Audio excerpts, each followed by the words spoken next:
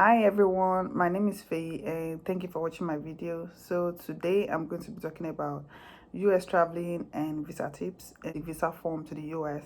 So some other countries might have forms and all, but like some of the ideas I'll be talking about today speak vastly about almost all visa application.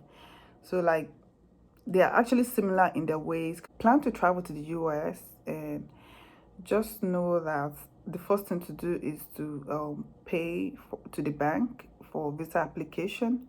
Then afterwards, that you take that, you have to upload that payment and also get a number that you can use and fill your DS 160 form. Yes.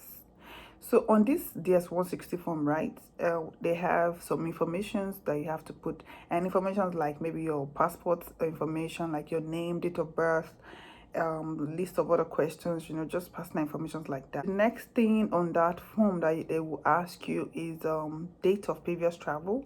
So if you've ever been to any country, so then you can put it on there, like, oh, maybe you've traveled to Congo, Jamaica, or whatever you've traveled to. So you can put it. Sometimes they look at your travel history. Sometimes it depends on the person that's going to interview you in the first place. So another thing again they ask there is the work experience. Yeah, they want to know what you do. If you're a student, that you can put it there, like, oh, you're a student, and other information about whatever answer you give, and they will then throw more questions and all that. So if you put those information, if you're a student, put it there. If you're working, you put it there, and maybe they'll ask you how many years have you worked in social company and all that. All those duration would be there as well. Then the last thing there will be like your education background. So maybe you're like your secondary school or high school, and also the just your educational background. They'll put it there.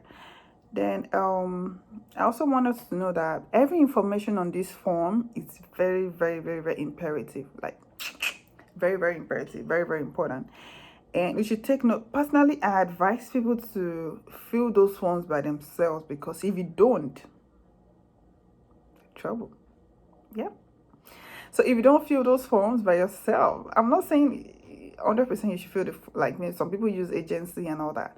But if you fill the form, then on the day of the interview, right, whatever question they're asking you, because you were the one that filled your form yourself, so you reasoned out the answer that you put in on your form.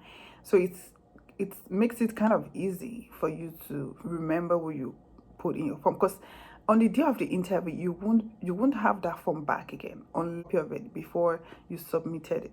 So next thing I'm going to talk about is when you feel you have a date for the interview, my brother, my sister, start going to your social media to go and clean them up. Yeah, I mean it, like clean your social media, because even on the form, right, they will ask you for social media handle. So it's left to you. If you want to do over Sabi, put Twitter, Instagram, Facebook, but I think it's only one that is expected for you to put. So my dear, if you filled your form and that particular one that you put there, or anyone that has your name, clean it up. Clean it up from all forms of violence or every unnecessary posting, and all those maybe some posts about going against American government. My dear, you better remove them. Just remove them, just to be serious now. Remove them from your social media pages and all. Then, and while filling your form, right, I would say you should avoid typos, because yeah, like no one is above mistake, right? But at least please avoid typo, in as much as you can't tell me you're a professor and you have making some silly mistakes about about some things. And anybody reading the form, or maybe on the day of the interview, reading your form and looking at you with what you've stated might not actually correlate. So that's why I would say avoid typo in as much as you can. Then very important point, capital letter, very, very important. Now please, please, please do not provide information you cannot defend. This is very, very important. I will give you an example. Let's say you filled out your form, right, and you say, oh, you work as a medical doctor, right? Or let's say you tell them you're going for a medical conference, and and the interviewer or the consular say, oh, tell me what is an antibody. Then you become stuck because you're not even in the medical line. Yeah. So that's the way it is. Please, any information you put on the DS-160 form, make sure you can defend it. Like, and it's not like something you get to the interview and start saying, I think, no, they don't. They want you to be confident. Like, you have enough evidence to prove whatever you stated on your form. Very important, please.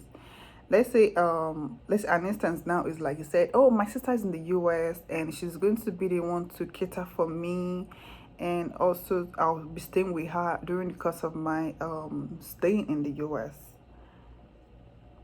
They need proof, not just stating it, right? They need proof. So you might get to the interview and the person interviewing will say, okay, can you give me the email from your sister? Or maybe your sister stating that, oh, I'm the one inviting this person. So you can apply for visitor's visa, and you can as well stay in an hotel. Yep, you can book an hotel. They have a lot of hotels where you can stay, so you can still do visitor's visa, and and that can work for you. So some people, right, when they have interview, they go ahead to maybe go on YouTube or go to Google and go type questions asked during visa interview and all that. It's good, right? It's good, but please do not memorize those questions there. Do not memorize those questions, because some people ask those questions thinking when you get to your interview they'll ask you those questions accordingly. But no, I get there and they will tell you what's your grandfather's name first instead of what's your name. So it can be anything. Just be prepared, be confident, and about the confidence, right? Oh my God, please be confident, but don't be overconfident.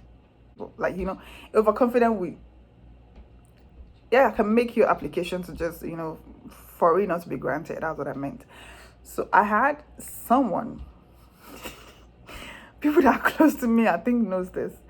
So I had someone, right? And they said, oh, the person was going to apply for American visa, and the person carried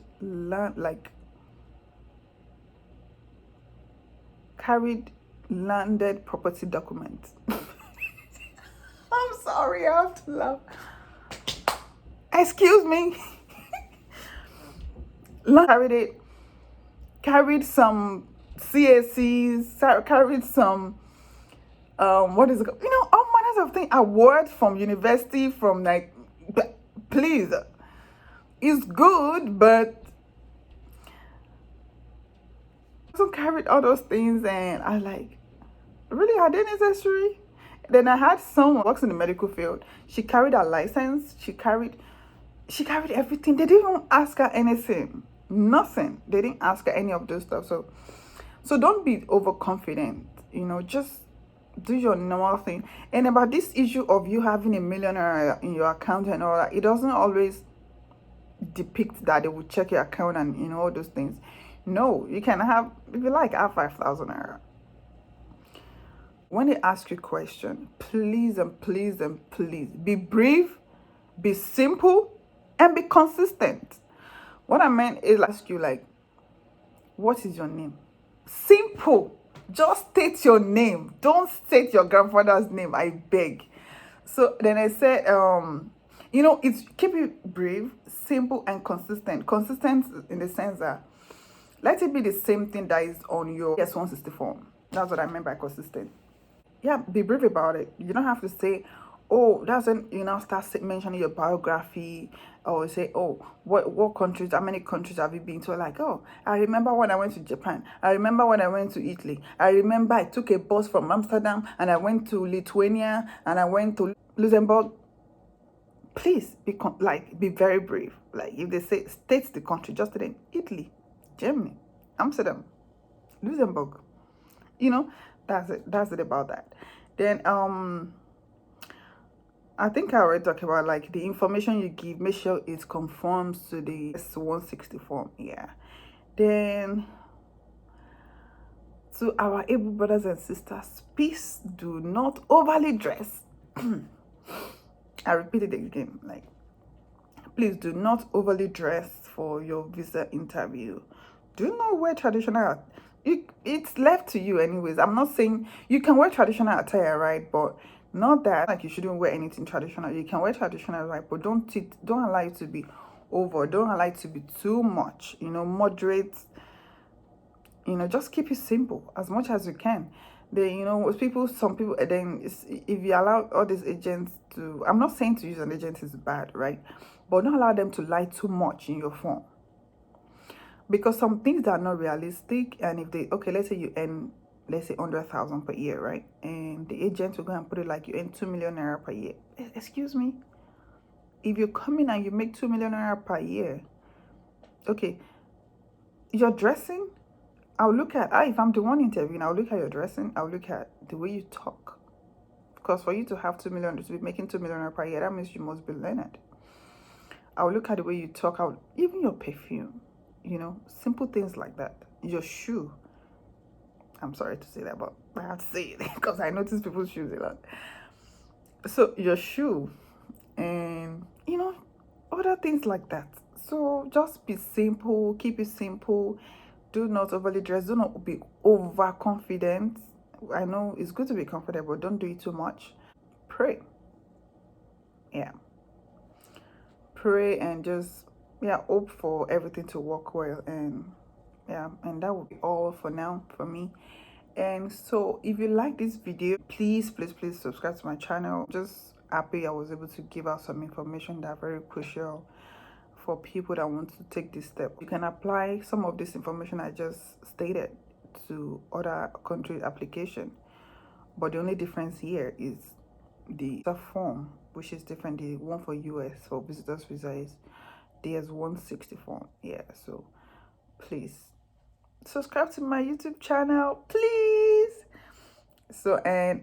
I'll bring more and more videos. Hope you enjoyed. If you have any question, or if you have any addition, or if you want me to talk about any other thing, please, you can mention that below. Thank you.